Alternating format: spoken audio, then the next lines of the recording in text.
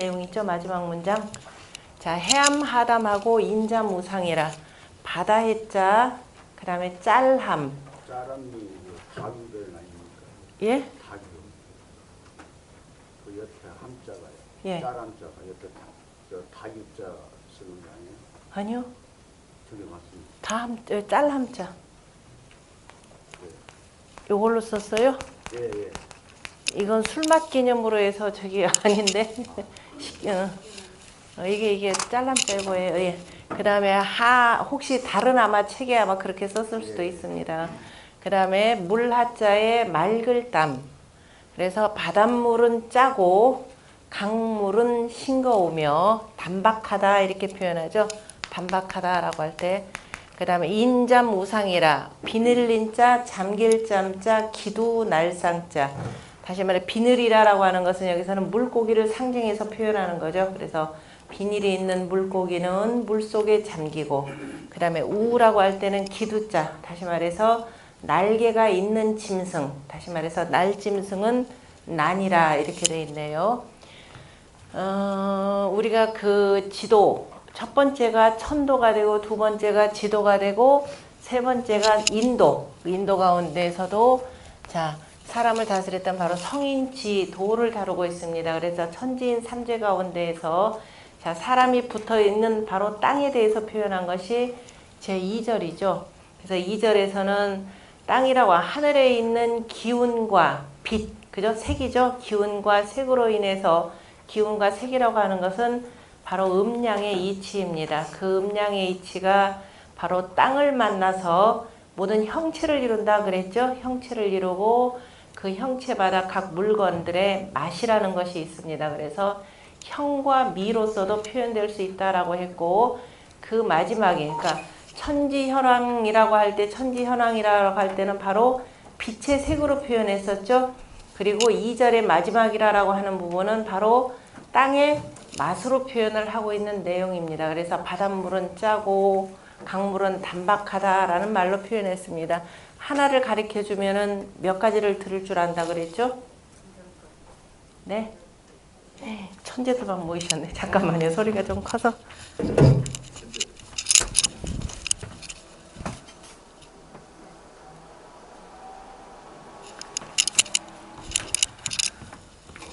자, 공자가 제자들을 가르치는데 원칙이 한 두 가지가 분명한 게 있는데, 하나는 속수이행.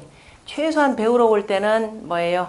자그마한 선물이라도, 그죠? 이런 말에서 그 월사금 조금이라도 가져와야 되는 거고, 그 옛날로 표현하자면 최소한 속수, 그러니까 그 포 10장. 요즘 말로 포 10장이면 얼마예요? 그게 월사금인지 뭔지는 몰라도 하여튼 그 육포 10장이면 제가 큰 걸로 이렇게 표현돼야 되겠죠. 그 다음에 그러고 왔다 하더라도 뭐 하지 아니하면,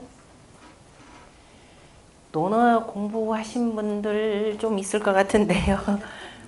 불분불개, 다시 말해서 분내지 아니하면, 아우 내가 이걸 왜 모르지? 내가 여지껏 이것도 깨닫지 못했지? 라고 해서 스스로 분내지 아니하면 불개, 열어주지 말라 그랬어요. 입도 뻥끗도 하지 말라. 그 다음에 뭔가 그래서 이제 열심히 이렇게 공부를 합니다. 그런데도 이제 그래서 웬만큼 공부했으니까 이제 되겠지 하고서 막 가르쳐 주는 것도 아니라 그것도 아니에요. 익히긴 익혔는데 머릿속에서 뱅글뱅글 돌고 이치가 이럴 것 같은데 아닌 것 같고, 그래서 뭐라고 표현할 것 같은데 막 표현 못하는 그 상태 있죠. 그러니까 스스로가 답답해하지 아니하면 그 불비, 그죠? 불비여든 불발하라 이렇게 됐습니다. 불발이라. 열어주지 않는다. 개발이라는 단어가 여기서 나오네요. 그죠? 논어에. 자, 그 답답해하지 아니하면 열어주지 말고 발표해주지 말라 이 소리예요. 선생님이 먼저 입을 열어서 발표해주지 말라. 그 다음에 또 중요한 거 하나 가리키는데 이 세 가지 원칙이에요. 하나가 그 다음에 거의로 한모퉁이, 그죠? 한모퉁이를 들었는데 자 불기 사무반이면 새 모퉁이로서 돌이키지 아니하면 이렇게 되죠. 돌이키지 아니하면은 불부인이라, 다시는 가르쳐 주지 않았다 이렇게 했습니다. 이제 더 이상 그 저기 패배교가 이거 다 필요 없다, 그냥 가라. 집에 가서 좀 공부 좀 더 하고 와라. 바로 이 얘기였습니다. 그래서 우리가 처음에 얘기할 때 어떻게 했나요? 내가 동쪽, 남쪽이다 그러면 이게 우리는 자 남향을 중심으로 한다 그랬죠. 그래서 남쪽이라고 하면 나머지 다 해야 되죠. 남쪽과 대치되는 게 북쪽이 되고 남쪽을 앞으로 하다 보니까 왼쪽이 동쪽이 되고 오른쪽이 서쪽이 되고 그죠? 좌동 우서가 그대로 원칙적으로 합력되죠. 좌동 우서의 이치입니다. 우리가 그동안 서구 방식으로 이렇게 한 것은 서구적 개념으로 보는 것이 되고 근데 우리 문화를 그동안 이렇게 봤기 때문에 우리가 채를 잡지 못하고 갈팡질팡했다 그랬습니다. 그래서 일단 하나를 딱 해도 남쪽 했더니 이미 어떻게 됐어요? 한 모퉁이를 들어 주었더니 나머지 세 모퉁이를 다 돌이켰죠. 그래서 여기 계신 분들은 전부 다가 공부할 자격이 있다 그랬습니다. 그럼 바닷물은 짜다. 우리가 짜고 담박하다 이렇게 했는데 어쨌든 물맛을 대표하는 것은 담박한 걸로 대표하는 것이 아니라 모든 물이 다 모여있는 바닷물로서 물의 맛을 대표하는 거죠. 그래서 우리가 수화목금토 오행이라고 하는 것을 뭘로 표현하냐면은 자 이건 이전 시간에 다 설명드렸을 겁니다. 자 수, 화, 목, 금, 토로 나타난다라고 하는 이 내용은 이제 다 충분히 익히셨죠.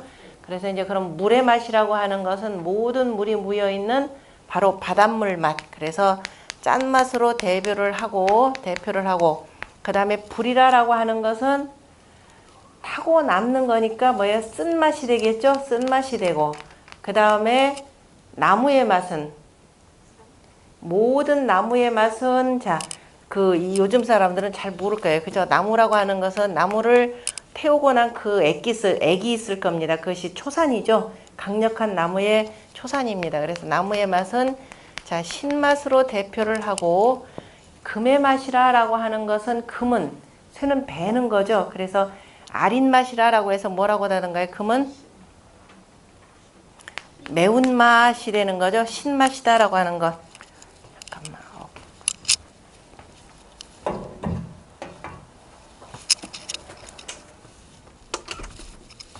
기계실이 무지무지 더워서 막 더운 바람이 나오네요.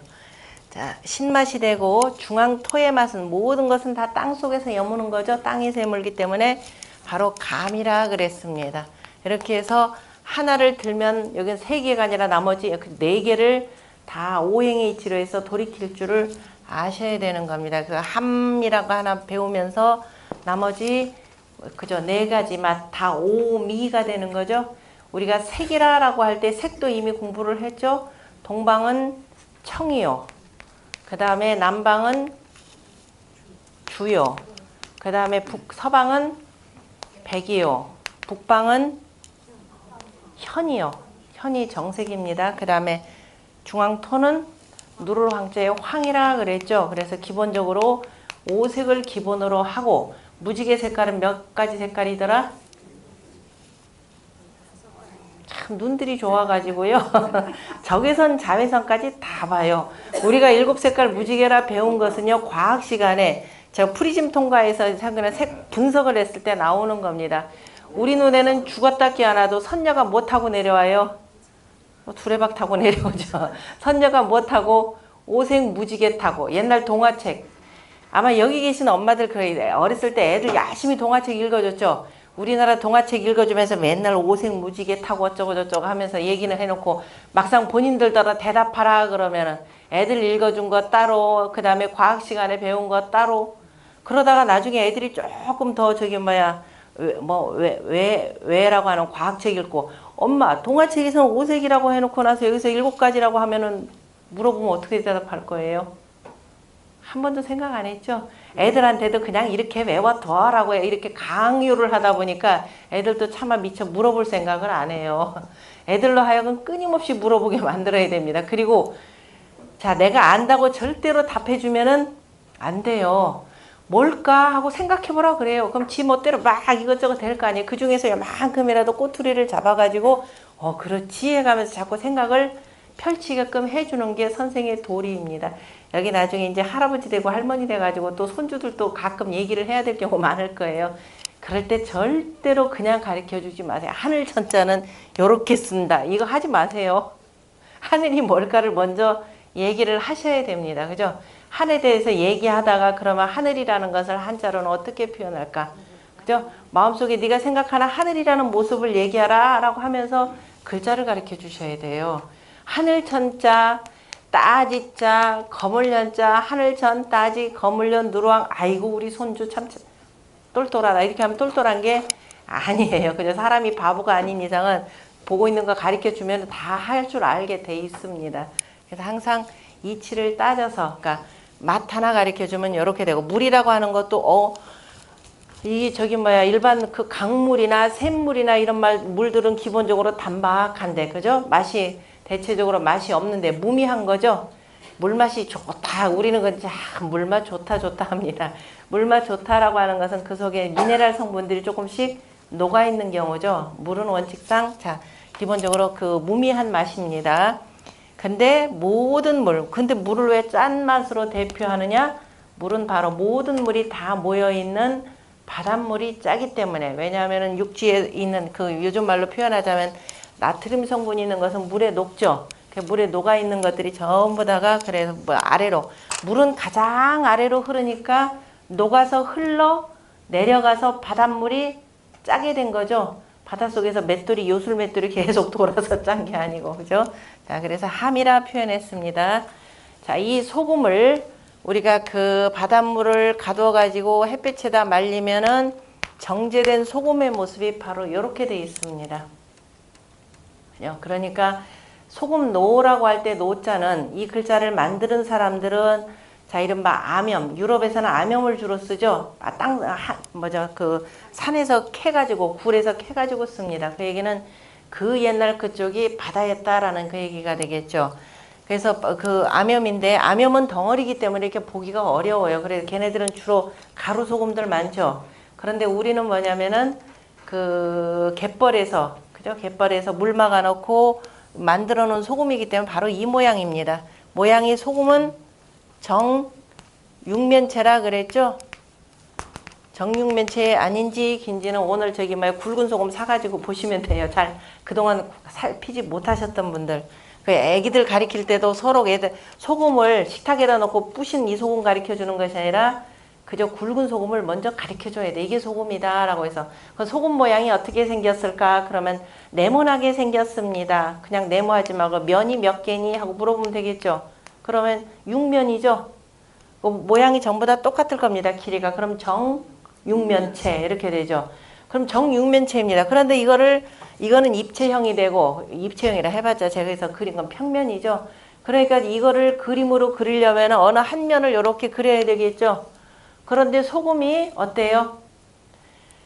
마치 쌀알처럼, 그죠? 반짝반짝 빛나죠. 그러니까 쌀미자죠, 여기가. 그죠? 쌀미자인데 쌀미자처럼 반짝반짝 하는데 이리 굴려도 반짝 저리 굴려도 반짝이니까, 자, 바로 이 형태로 우리가 흔히 당구장 표시처럼 이렇게 만드는 거죠. 자, 쌀을 도정했을 때 반짝반짝 하는 그 모습입니다. 그런데 이 소금은 소금으로서 존재하는 걸 쓰는 것이 아니라 소금과 인간 간의 관계가 중요하죠. 자, 소금이라고 하는 것은 왜 우리한테 소금이 뭐예요? 소금. 작은 금이죠. 옛날에 이 염전을 갖고 있는 사람들은 일반인들 못 가져요. 염전 소유권자들이 대체로 누구든가요? 왕족이에요. 어마어마한 이건 부를 갖고 있는 겁니다.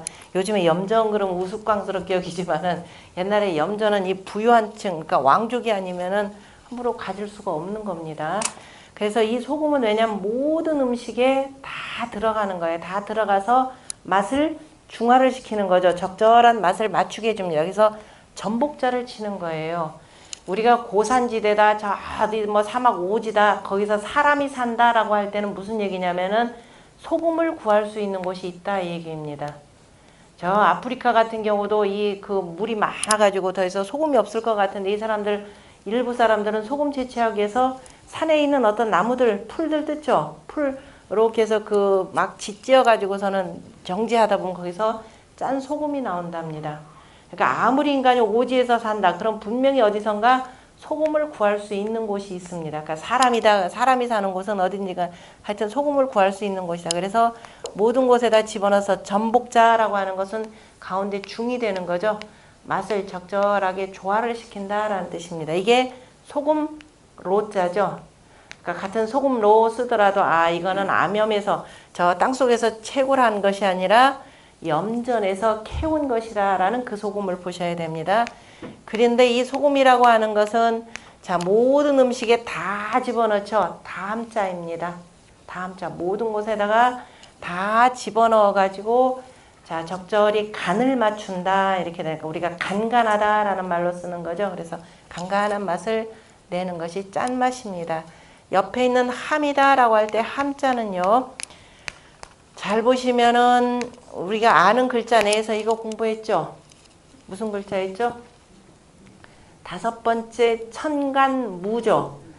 갑, 을, 병정, 무, 기의 무에 해당됩니다. 무라고 하는 것은 여름을 지나서 그저 이제 초복, 중복, 말복이 되는데 모든 초목이 지극히 왕성하게 그저 자라는 때가 되죠. 그래서 전부 다 그냥 가지가 무성하다라는 뜻으로 쓴다 그랬습니다. 그래서 위에다 초두를 쓰면은 자 무성할 무자예요. 다시 말해 무성하다라고 하는 것은 봄은 모든 것이 생하는 때이고 여름은 뭐예요? 장하는 때이죠. 다시 말해서 장성하면 어른이 되면 어른 장자죠. 어른이 되면은 다시 말해서 뭐냐면은 어른이 되면 양과 음이죠. 자 음양이 사귄다라는 뜻입니다. 아무 때나 사귀는 것이 아니죠. 다시 말해 사귄다라고 하는 것은 자식을 낳는 일이 되고 다시 하나를 낳는 것이기 때문에 어릴 때 아직 그 어린 것은 잘 모르기 때문에 자라지를 성숙하지 않았기 때문에 뭘 생할 수가 없습니다. 그래서 어른이 돼야 되는 거죠. 어른이 돼야 우리가 사귄다라고 할 때 사귀는 게 바로 여기잖아요. 그죠? 여기에서 누가 사귀느냐? 여기가 무토니까 그죠? 여기에서 바로 양과 음이 사귀는 것. 이것이 바로 함입니다. 함자는 다라는 뜻도 되지만 느끼다라는 뜻입니다. 주역으로 표현하자면은 주역의 하경이라고 하는 건데 상경과 하경으로 나는데 하경 다시 말해서 31번째 괴명이기도 합니다. 어떻게 쓰느냐면은 괴상으로 보면은 택산 함께 밑에가 산께가 되고 자 위에가 연못께가 되는 거죠. 위에 연못이 있고 자 위에서 산 위에 있는 그 연못에서 그러니까 자, 물이라고 하는 것은 산에서부터 이렇게 해서 내려오는 걸로 되어 있죠. 산에 물을 머금고 있다가 밑으로 해서 계속 내려주는 겁니다. 그래서 택산 함께라고 하는 거죠. 다시 말해 사람으로 표현하자면 소녀와 소남 다시 말해서 아직 그저 결혼하지 않은 처녀 총각을 표현하는 겁니다. 처녀 총각이 서로 사귀는 궤가 되는 거죠. 그런데 주역이라고 하는 것은 두루두루 만물의 이치를 다 표현하기 때문에 사람으로만 표현하면 안 되겠죠. 모든 음양 관계를 자 이건 산께는 소남께니까 이거는 양이 되고 이거는 소녀께가 되니까 음이 되는 겁니다. 다시 말해서 음양이 사귀는 거죠. 사귀더라도 물이니까 물은 밑으로 내려오고 산은 원래 높은 것이 되는 거죠. 그래서 둘이 서로 사귀는 겁니다. 그죠? 이렇게 사귀는 것이 되고 만약에 사람끼리만 사귄다 그러면 이렇게 해서 둘이 마음으로 느끼는 거죠. 밑에다 마음 심자를 쓰면은 느낄 감자입니다. 그래서 느낄 감자의 감이라는 것이 뭐냐? 모든 만물이 성숙하면 음과 양이 사귄다 이렇게 보셔야 되겠죠. 성숙이라는 게 어디서 나온다? 무에서 나온 거죠. 이렇게 읽어 보실 줄 알아야 됩니다. 내내 저 가불병정 무기경신님께서 천간 외워놓고 무자를 써놓고 성숙이라 표현하면 그게 갑자기 뭔 소린지요? 라고 하면 분명히 거이루 했는데 나중에 불반사모가 되는 거죠. 불이 세모통을 돌이키지 못하는 거기 때문에 항상 두루두루 이렇게 해서 익히셔야 되는 겁니다. 그래서 그 다라고 하는 거. 그래서 소금이라고 하는 것은 어떤 음식이든지 간에 들어가서 다 어떻게 된다? 간을 맞춘다. 그래서 짤 함자입니다. 짜다라는 뜻으로 쓰이는 글자. 그 다음에 바다의 자. 그 바다해라라고 하는 거 이거 이미 공부 다 했던 내용이죠. 물 숫자에다가 매양 매자가 되는 거죠. 항상 물이 있는 곳이죠. 가물다고 해서 바닷물이 마르든가요? 가물어서 바닷물이 마르면 인류의 생존은 이미 끝나는 겁니다. 모든 생물의 생존은. 강물은 마르죠. 강물은 지역적으로 이렇게 흘러서 내려오는 거기 때문에 가뭄이 심해지면은 웬만한 강들 다 삐쩍삐쩍 마릅니다. 그러나 바닷물은 여전히 똑같아요. 왜? 이쪽 동네는 마르더라도 저쪽 동네는 어때요? 여전히 그쪽 오히려 비가 오고 하기 때문에 그런데 만약에 물이 마르기 시작하더라. 그러면 이제 생존은 모든 생물의 생존이라고 하는 것은 끝나기 때문에 그래서 바닷물 숫자에다 매양매자입니다. 매양매자를 보면은 모든 사람은 자 뭐를 바탕으로 해서 나온다? 어머니를 바탕으로 해서 나온다라는 거죠. 그죠?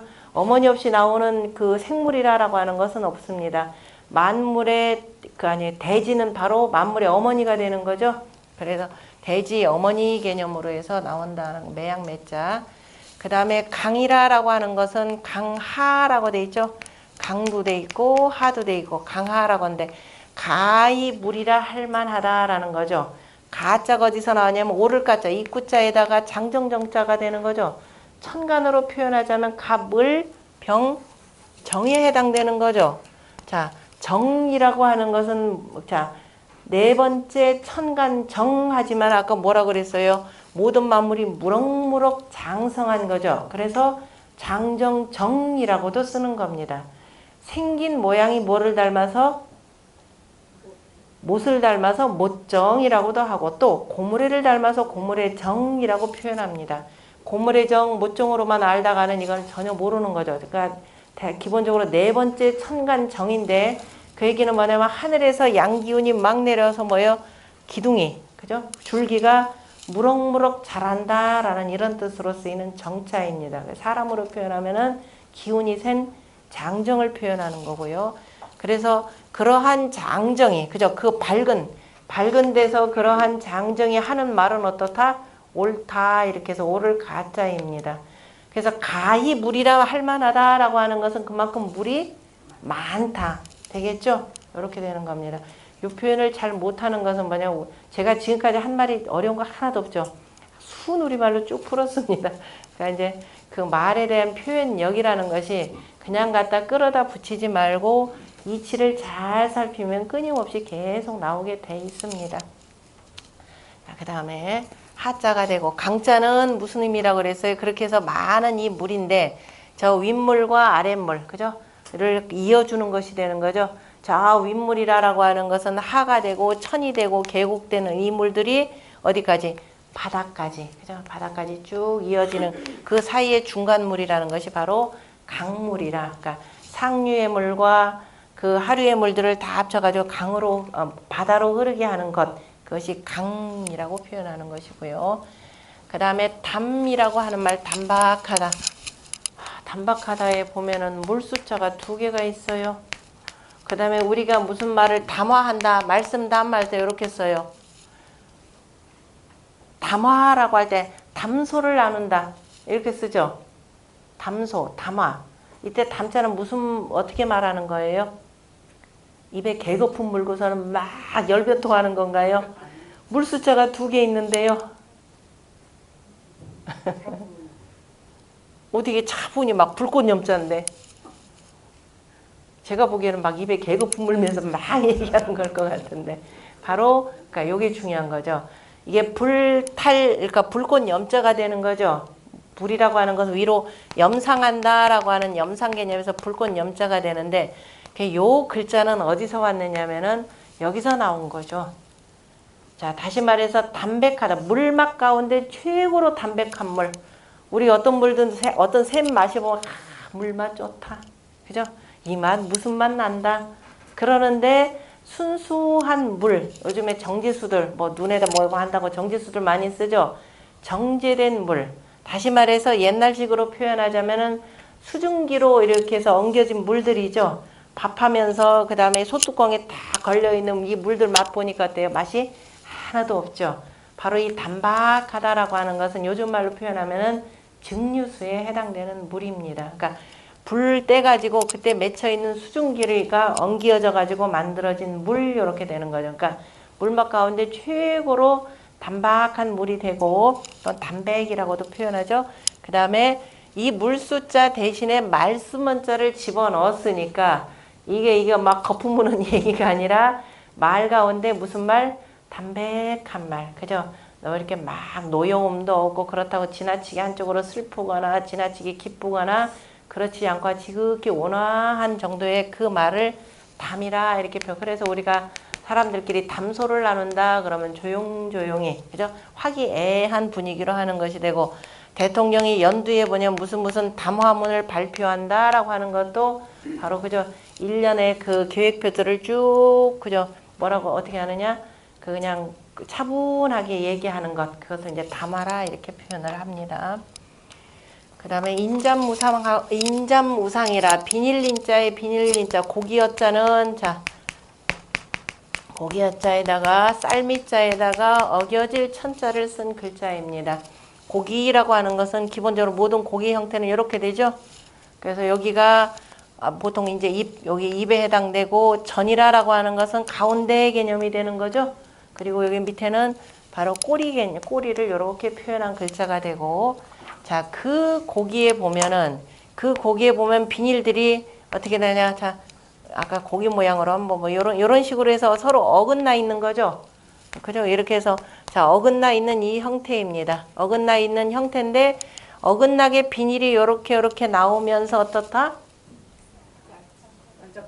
반짝반짝. 이제 됐네. 그죠?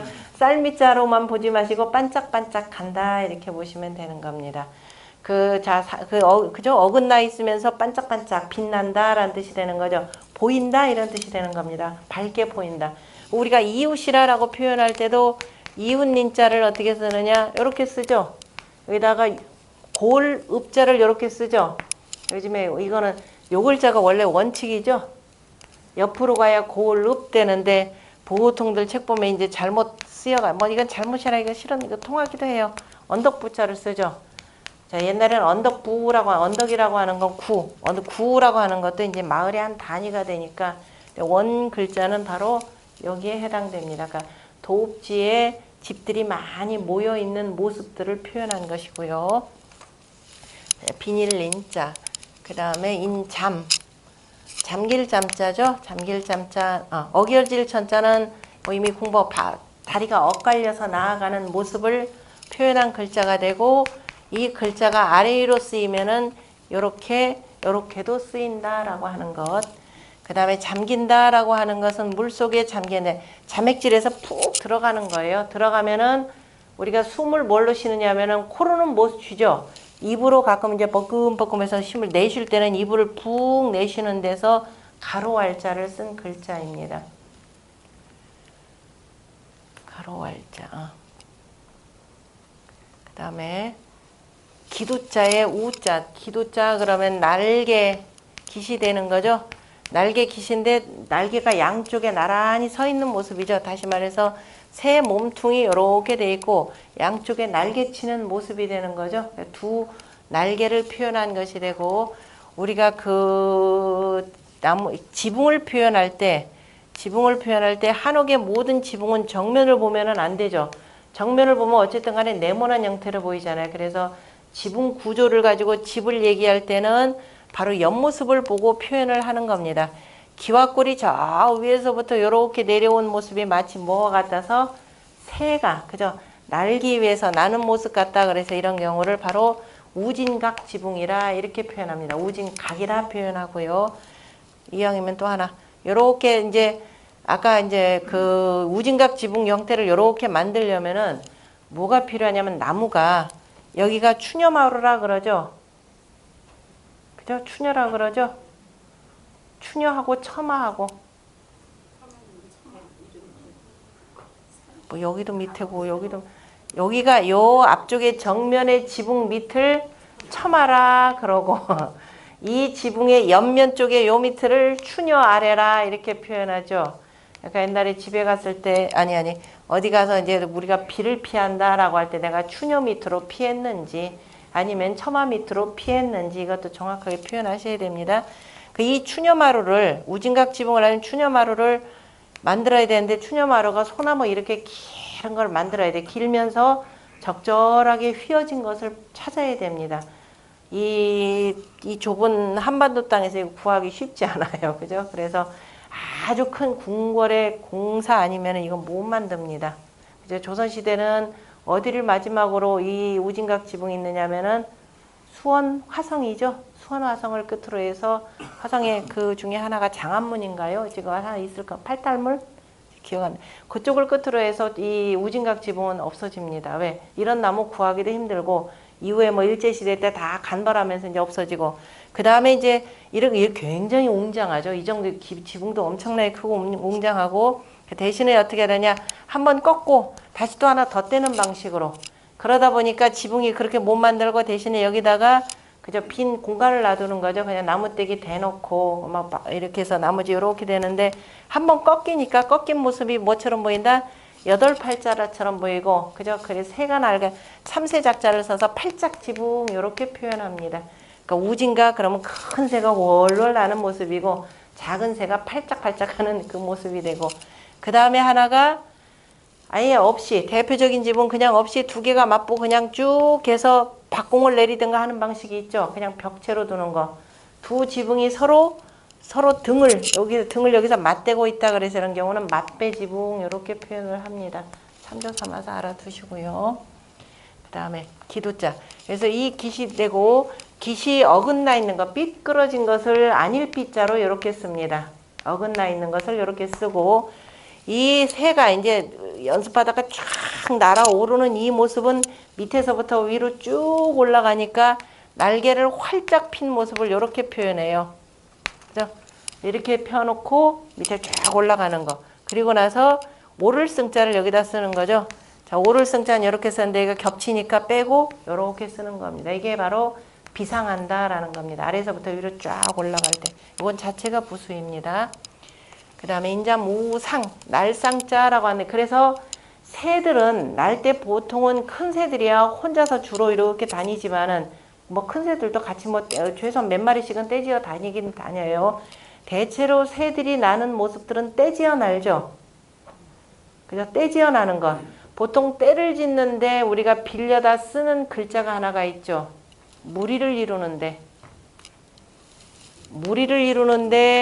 자, 우리가 비유하는 거 도대체 무리를 뭘로 표현하냐? 무리도 사람 무리가 있고 무슨 무리가 있고 다 무리가 있는데 사람 무리류자가 두 가지가 있죠.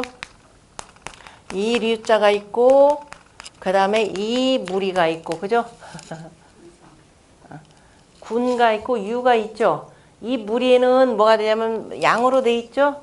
여기 무리는 뭐야? 개떼들이 되네요. 그죠? 개견자로 이렇게 씁니다.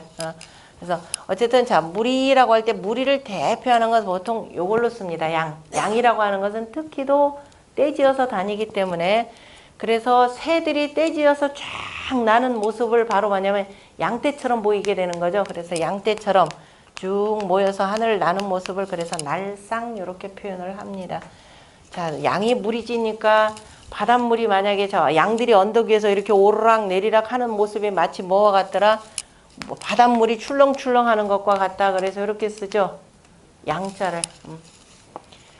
자, 그 다음에 여기까지 해서 자, 2절을 다 마쳤습니다. 그래서 이러한 천지자연의 이치를 따라서